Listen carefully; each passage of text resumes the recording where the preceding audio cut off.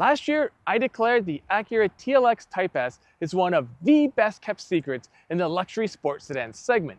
Well, this year, Acura has improved it inside and out. So of course, I need to take one for a drive again and see if they've improved the things I didn't like and maybe also made other things even better. So let's take a look at what they've done to the 2024 Acura TLX Type-S. So some of the updates this year include the updated diamond grille, these new 20-inch wheels, and a new exterior color called Urban Gray, which this car just happens to be painted in. Now, what got me really excited is inside there's a new infotainment screen and software. So I thought, oh, my biggest complaint's finally gone. No more touchpad. And then I came in and there it is. But moving on from that, there's also wireless Apple CarPlay and wireless Android Auto and a wireless charge pad, so that's great. The interior is allegedly quieter now, but I won't be able to tell that till I get it on the road. And there's other little tweaks here and there. The exterior of the TLX isn't something that really needed that much improving. I mean, we're so far removed from the days of the Acura Beak. Remember that? It was on everything. Anyway, the current TLX I think looks really good, and the updates the brand's done to the front end actually do make it look nicer. I do like that diamond grille. The rear I've always been a fan of. I love 4 quad tips, especially oversized like they are in this vehicle. It's sort of a design feature that Acura's used since the TL days of almost 2 decades ago. Inside, I still think there's some good style. It can be argued it's getting a little dated in here with the amount of hard buttons and just the overall layout and design. I personally like it because I'm a fan of having physical buttons to touch. The new infotainment screen does look a lot more modern, the resolution's better.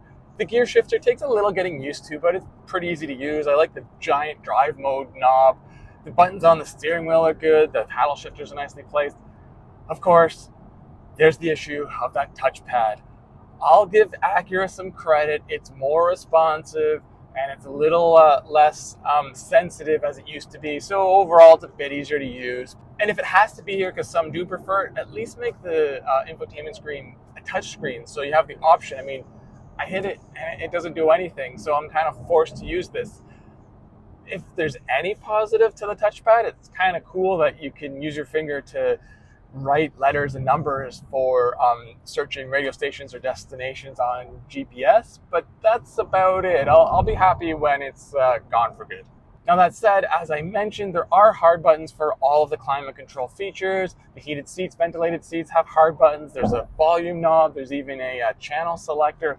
So there is a lot of functions I don't need the touchpad for, but if I want to change audio stations and I haven't preset them, I'm kind of stuck with it.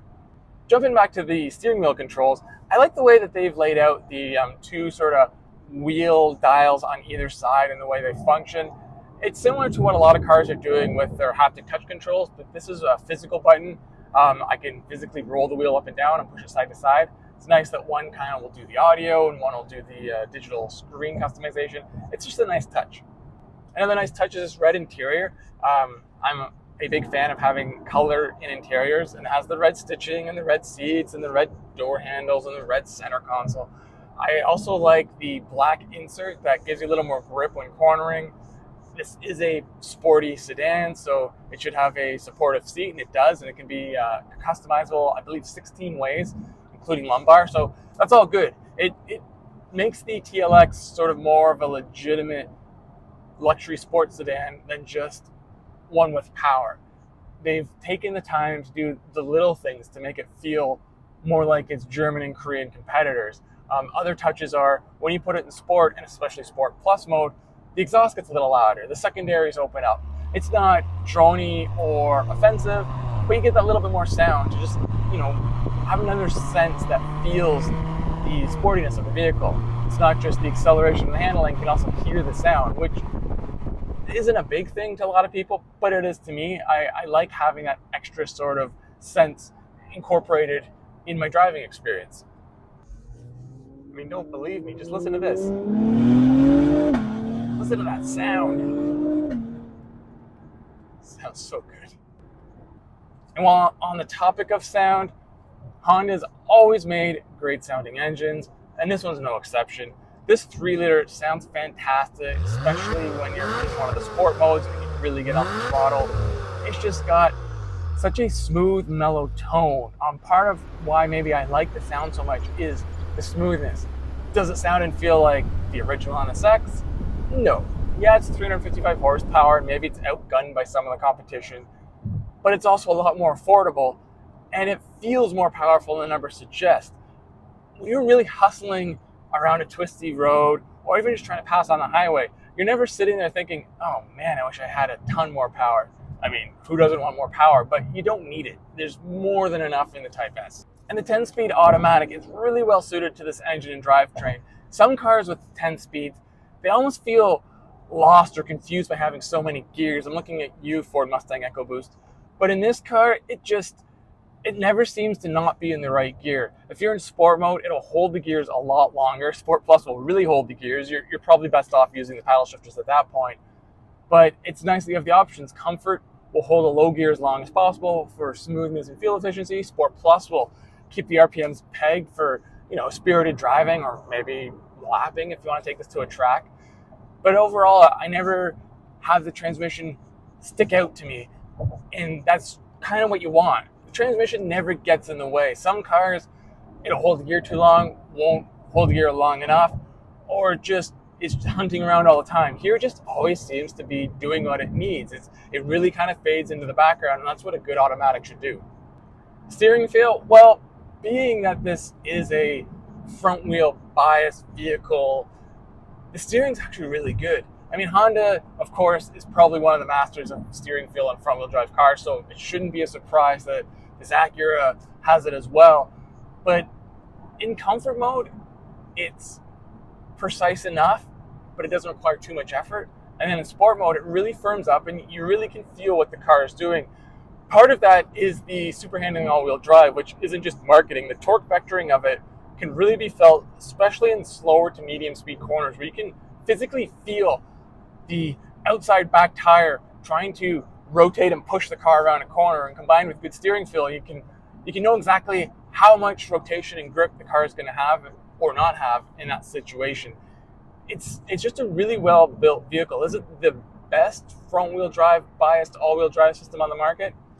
Maybe not. There's some pretty good systems out there, but it's definitely near the top of the list.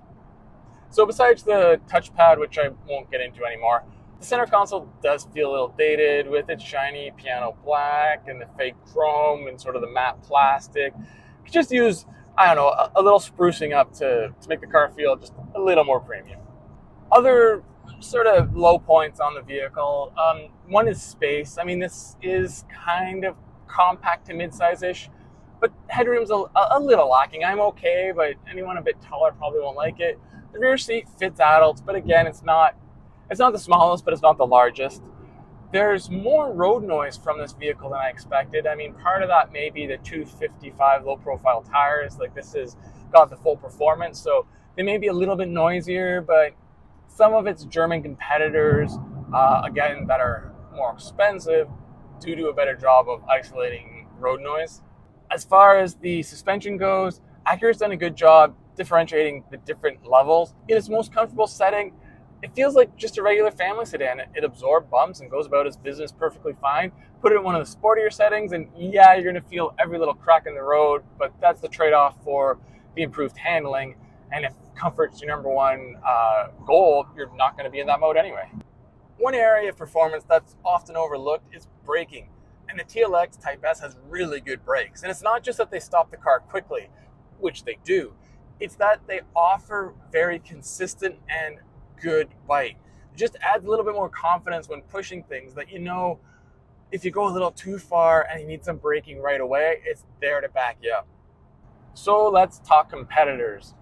Well, if you compare this to its German competitors, I think they're all a little more modern feeling and refined, but the price advantage the TLX Type-S has puts it more in line with the slower 4-cylinder turbo models as opposed to the 6 cylinders like this.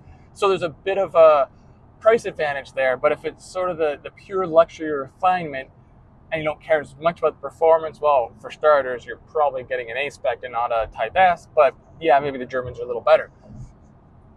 The Japanese competitors, well, there it's kind of easy for me to say the TLX Type-S is the best choice because the Infiniti Q50 and the Lexus IS, they're both quite old and they're both quite dated, and neither really offer their overly sporty options anymore. So yeah, this is my pick. And then there's the TLX's biggest threat and biggest competitor, and that comes from Korea in the form of the Genesis G70. In terms of engine power, it's very similar to the TLX. Performance is really good. It can also come all-wheel drive. Price-wise, they're not too far apart either. You can argue that the Genesis is maybe more stylish and more premium feeling inside. It's probably also a slightly better performer, although this engine is smoother. The G70's turbo V6 feels a little more torquier.